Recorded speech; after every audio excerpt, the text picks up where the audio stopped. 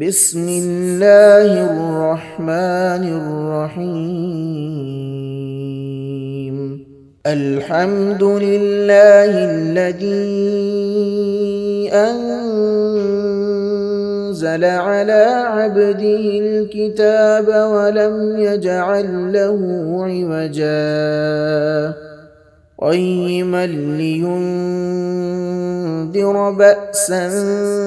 شديدا من لدنه ويبشر المؤمنين الذين يعملون الصالحات أن لهم أجرا حسنا ماكثين فيه أبدا وينذر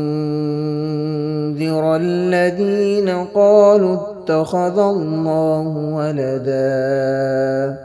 ما لهم به من علم ولا لآبائهم كبرت كلمة تخرج من أفواههم إن يقولون إلا كذبا فلعلك باخع نفسك على آثارهم إن لم يؤمنوا بهذا الحديث أسفا إنا جعلنا ما على الأرض زينة لها لنبلوهم أيهم أحسن عملا وإنا لجاعلون ما عليها صعيدا جرزا أم حسبت أن أصحاب الكهف والرقيم كانوا من آياتنا عجبا إذ أوى الفتية إلى الكهف فقالوا ربنا آتنا من لدنك رحمة وهيئ لنا من أمرنا رشدا فضربنا على آذانهم في الكهف سنين عددا ثم بعثناهم لنعلم أي الحزبين أحصى لما لبثوا أمدا نحن نقص عليك نبأهم بالحق إنهم فتية آمنوا بربهم وزدناهم هدى وربطنا على قلوبهم إذ قاموا فقالوا ربنا رب السماوات والأرض لن ندعو من دونه إلها لقد قلنا إذا شططا هؤلاء قوم اتخذوا من دونه آلهة لولا يأتون عليهم بسلطان بين فمن أظلم ممن افترى على الله كذبا وإذ اعتزلتموهم وما يعبدون إلا الله فأووا إلى الكهف ينشر لكم ربكم من رحمته ويهيئ لكم من أمركم مرفقا وترى الشمس إذا طلعت تزاور عن كهفهم ذات اليمين وإذا غربت تقرضهم ذات الشمال وهم في فجوة منه ذلك من آيات الله، من يهد الله فهو المهتد، ومن يضلل فلن تجد له وليا مرشدا. وتحسبهم أيقاظا وهم رقود ونقلبهم ذات اليمين وذات الشمال وكلبهم باسط ذراعيه بالوصيد، لو اطلعت عليهم لوليت منهم فرارا ولملئت منهم رعبا. وكذلك بعثناهم ليتساءلوا بينهم، قال قائل منهم كم لبثتم؟ قالوا لبثنا يوما أو بعض يوم. قالوا ربكم أعلم بما لبثتم فابعثوا أحدكم بورقكم هذه إلى المدينة فلينظر أيها أزكى طعاما فليأتكم برزق منه وليتلطف ولا يشعرن بكم أحدا، إنهم إن يظهروا عليكم يرجموكم أو يعيدوكم في ملتهم ولن تفلحوا إذا أبدا. وكذلك أعثرنا عليهم ليعلموا أن وعد الله حق وأن الساعة لا ريب فيها، إذ يتنازعون بينهم أمرهم فقالوا ابنوا عليهم بنيانا ربهم أعلم بهم. قال الذين غلبوا على أمرهم لنتخذن عليهم مسجدا، سيقولون ثلاثة رابعهم كلبهم ويقولون خمسة سادسهم كلبهم رجما بالغيب، ويقولون سبعة وثامنهم كلبهم قل ربي أعلم بعدتهم ما يعلمهم إلا قليل، فلا تمار فيهم إلا مراء ظاهرا ولا تستفت فيهم منهم أحدا، ولا تقولن لشيء إني فاعل ذلك غدا إلا أن يشاء الله. واذكر ربك إذا نسيت وقل عسى أن يهديني ربي لأقرب من هذا رشدا. ولبثوا في كهفهم 300 سنين وازدادوا 9 قل الله أعلم بما لبثوا له غيب السماوات والأرض أبصر به وأسمع ما لهم من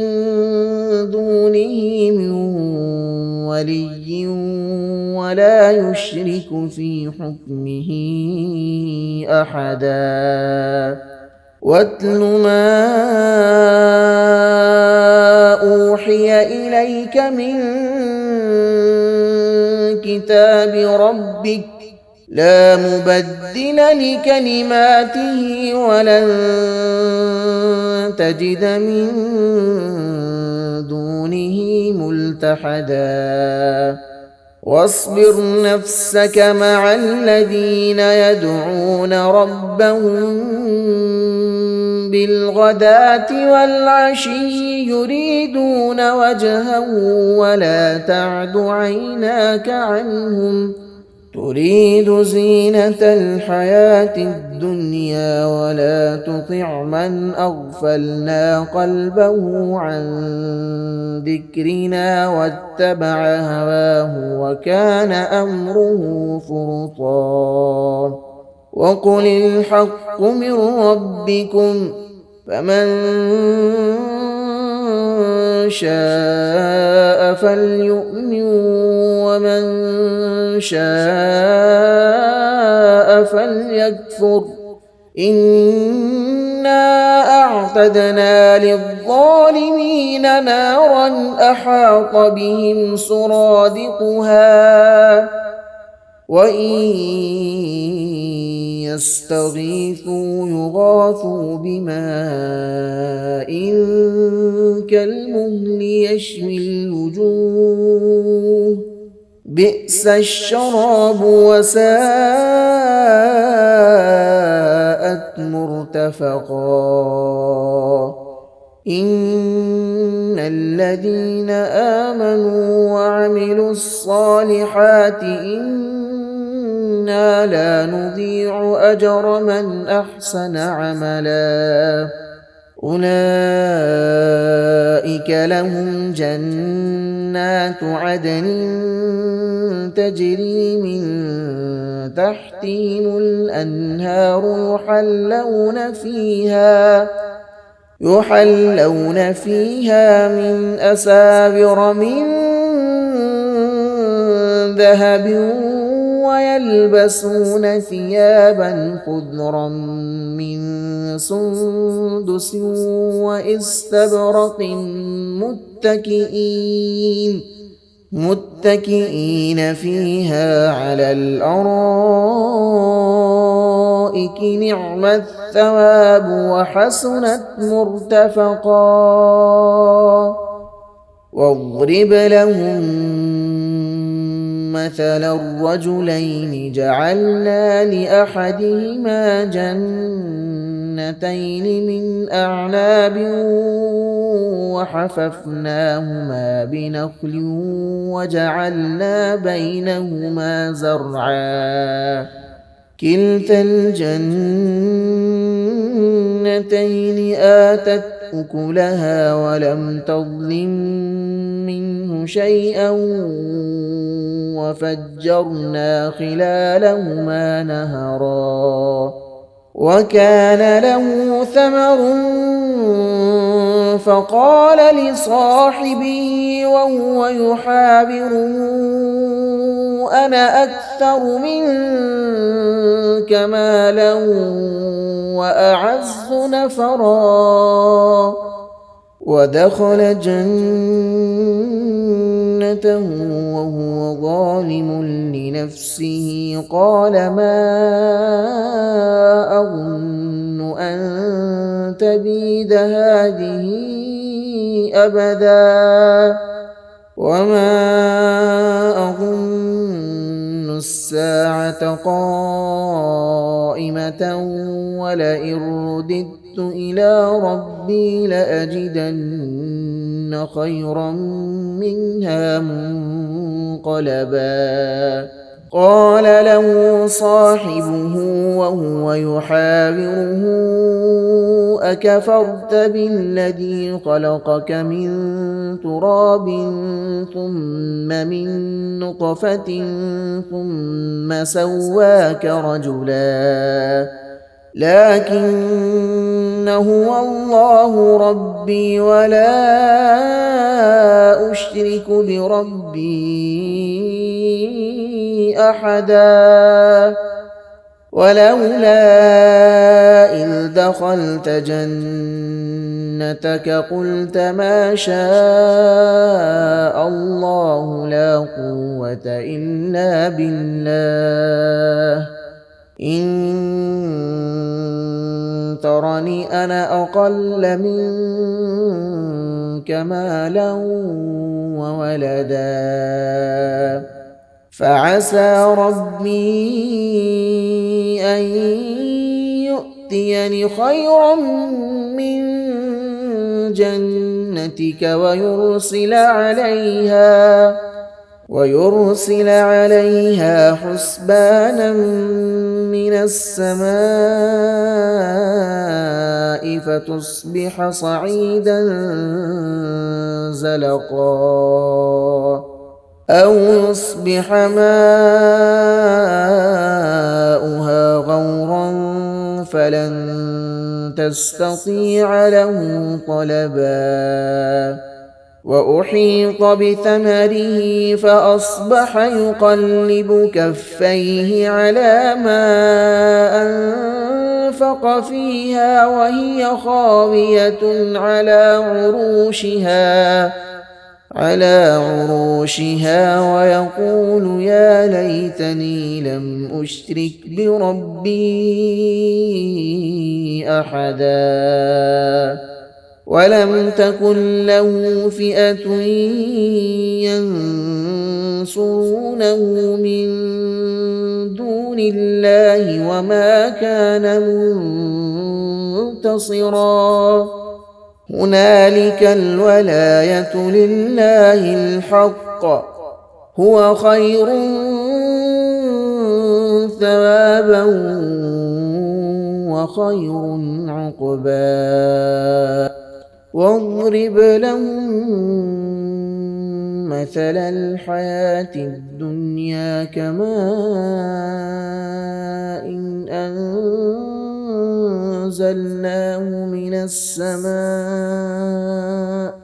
من السماء فاختلط به نبات الأرض فأصبح هشيما تذروه الرياح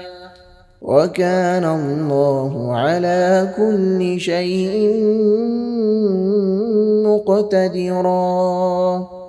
المال والبنون زينة الحياة الدنيا والباقيات الصالحات خير عند ربك ثوابا وخير أملا ويوم نسير الجبال وترى الأرض بارزة وحشرناهم فلم نغادر منهم أحدا وعرضوا على ربك صفا لقد جئتمونا كما خلقناكم أول مرة بل زعمتم أن لن نجعل لكم موعدا ووضع الكتاب فترى المجرمين مشفقين مما فيه ويقولون يا ويلتنا ما لهذا الكتاب لا يغادر صغيرة ولا كبيرة إلا أحصاها ووجدوا ما عملوا حاضرا ولا يظلم ربك أحدا وإذ قلنا للملائكة اسجدوا لآدم فسجدوا إلا إبليس كان من الجن ففسق عن أمر ربه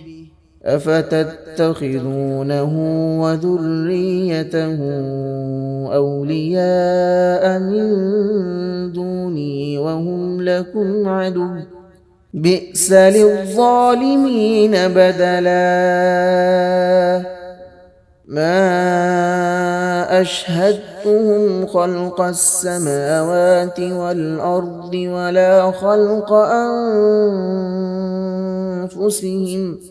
وما كنت متخذ المضلين عضدا ويوم يقول نادوا شركائي الذين زعمتم فدعوهم فلم يستجيبوا لهم وجعلنا بينهم موبقا ورأى المجرمون النار فظنوا أنهم مواقعوها ولم يجدوا عنها مصرفا ولقد صرفنا في هذا القرآن للناس من كل مثل وكان الإنسان أكثر شيء جدلا وما منع الناس أن يؤمنوا إذ جاءهم الهدى ويستغفروا ربهم إلا أن تأتيهم سنة الأولين أو يأتيهم العذاب قبلا وما نرسل المرسلين إلا مبشرين ومنذرين ويجادل الذين كفروا بالباطل ليدحضوا به الحق واتخذوا آياتي وما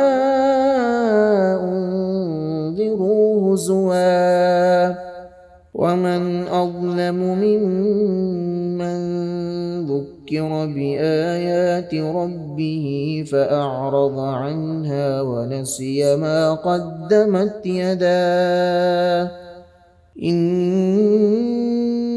جعلنا على قلوبهم أكنة أن يفقهوه وفي آذانهم وقرا وإن تدعهم إلى الهدى فلن يهتدوا إذن أبدا وربك الغفور ذو الرحمة لو يؤاخذهم بما كسبوا لعجل لهم العذاب بل لهم موعد لن يجدوا من دونه موئلا وتلك القرى أهلكناهم لما ظلموا وجعلنا لمهلكهم موعدا وإذ قال موسى لفتاه لا أبرح حتى أبلغ مجمع البحرين أو أمضي حقبا فلما بلغا مجمع بينهما نسيا حوتهما فاتخذ سبيله في البحر سربا فلما جاوزا قال لفتاه آتنا غداءنا لقد لقينا من سفرنا هذا نصبا قال أرأيت إذ أوينا إلى الصخرة فإني نسيت الحوت وما أنسانيه إلا الشيطان أن أذكره واتخذ سبيله في البحر عجبا قال ذلك ما كنا نبغي فارتد على آثارهما قصصا فوجدا عبدا من عبادنا آتيناه رحمة من عندنا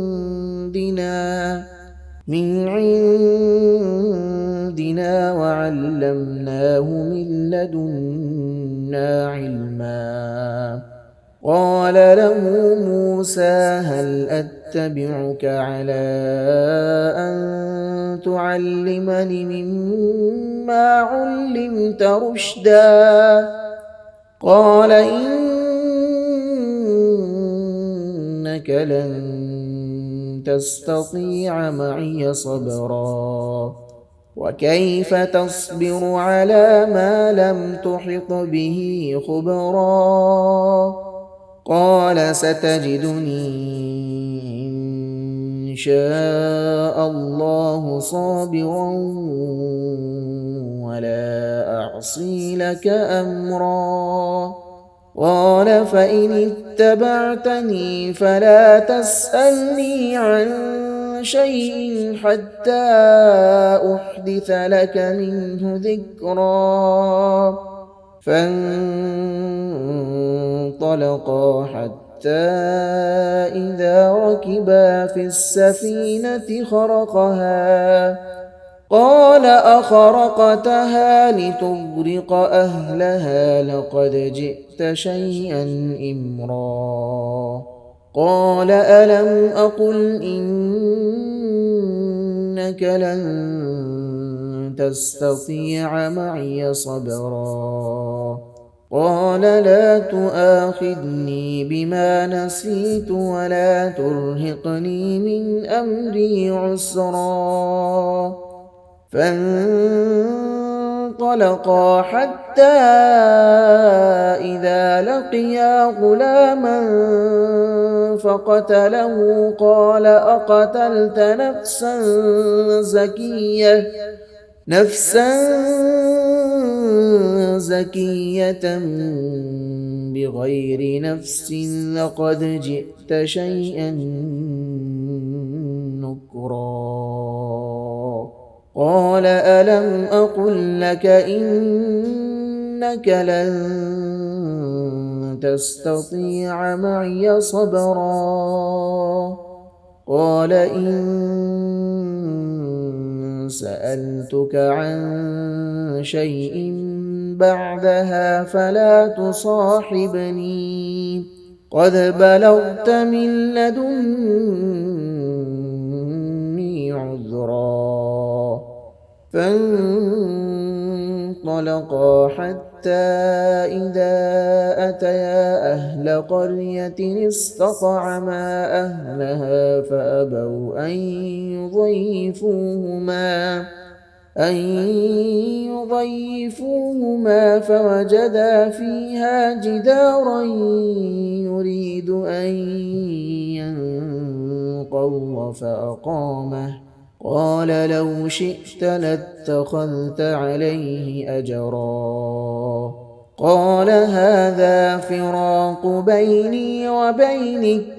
سأنبئك بتأويل ما لم تستطع عليه صبرا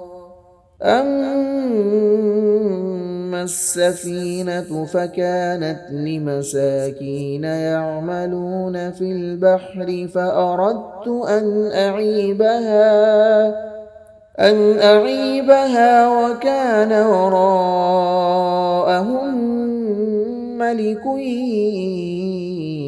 يأخذ كل سفينة غصبا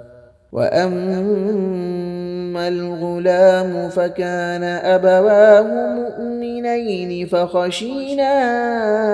أن يرهقهما طغيانا وكفرا فأردنا أن يبدلهما ربهما خيرا منه زكاة وأقرب رحما. وأما الجدار فكان لغلامين يتيمين في المدينة وكان تحته كنز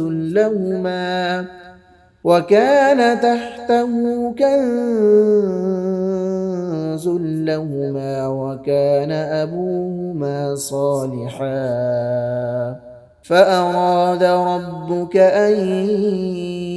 يبلغا أشدهما ويستخرجا كنزهما رحمة من ربك وما فعلته عن أمري ذلك تأويل ما لم تسطع عليه صبرا. ويسألونك عن ذي القرنين قل سأتلو عليكم منه ذكرا إنا مكنا له في الأرض وآتيناه من كل شيء سببا فأتبع سببا حتى إذا بلغ مغرب الشمس وجدها تغرب في عين حمئة ووجد عندها قوما قلنا يا ذا القرنين إما أن تعذب وإما أن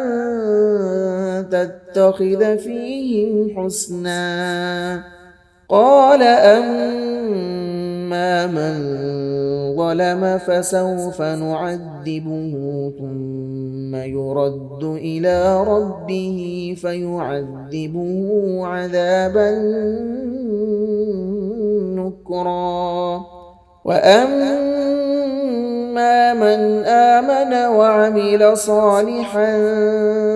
فله جزاء الحسنى وسنقول له من أمرنا يسرا. ثم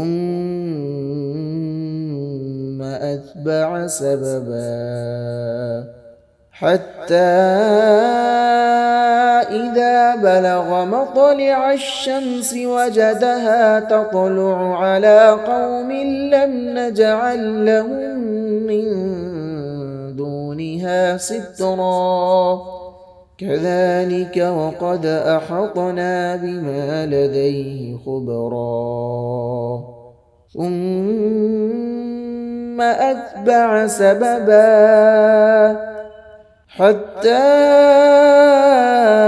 إذا بلغ بين السدين وجد من دونهما قوما لا يكادون يفقهون قولا قالوا يا ذا القرنين إن يأجوج ومأجوج مفسدون في الأرض فهل نجعل لك خرجا على أن تجعل بيننا وبينهم سدا قال ما مكني فيه ربي خير فأعينوني بقوة أجعل بينكم وبينهم ردما آتوني زبر الحديد حتى إذا ساوى بين الصدفين قال انفخوا حتى إذا جعله نارا قال آتوني أفرغ عليه قطرا فما استطاعوا أن يظهروه وما استطاعوا له نقبا قال هذا رحمة من ربي فإذا جاء وعد ربي جعله دكاء وكان وعد ربي حقا وتركنا بعضهم يومئذ يموج في بعض ونفخ في الصور فجمعناهم جمعا وعرضنا جهنم يومئذ للكافرين عرضا الذين كانت أعينهم في غطاء عن ذكري وكانوا لا يستطيعون سمعا أفحسب الذين كفروا أن يتخذوا عبادي من دوني أولياء إنا أعتدنا جهنم للكافرين نزلا قل هل ننبئكم بالأخسرين أعمالا الذين ضل سعيهم في الحياة الدنيا وهم يحسبون أنهم يحسنون صنعا أولئك الذين كفروا بآيات ربهم ولقائه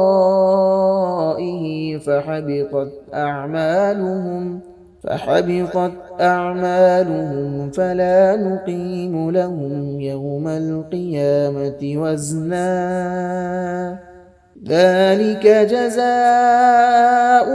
جهنم بما كفروا واتخذوا آياتي ورسلي هزوا إن الذين آمنوا وعملوا الصالحات كانت لهم جنات الفردوس نزلا خالدين فيها لا يبغون عنها حولا قل لو كان البحر مدادا لكلمات ربي لنفد البحر قبل أن تنفد كلمات ربي ولو جئنا بمثله مددا قل إنما أنا بشر مثلكم يوحى إلي أنما إلهكم إله واحد فمن كان يرجو لقاء ربه فليعمل عملا صالحا ولا يشرك بعبادة ربه أحدا.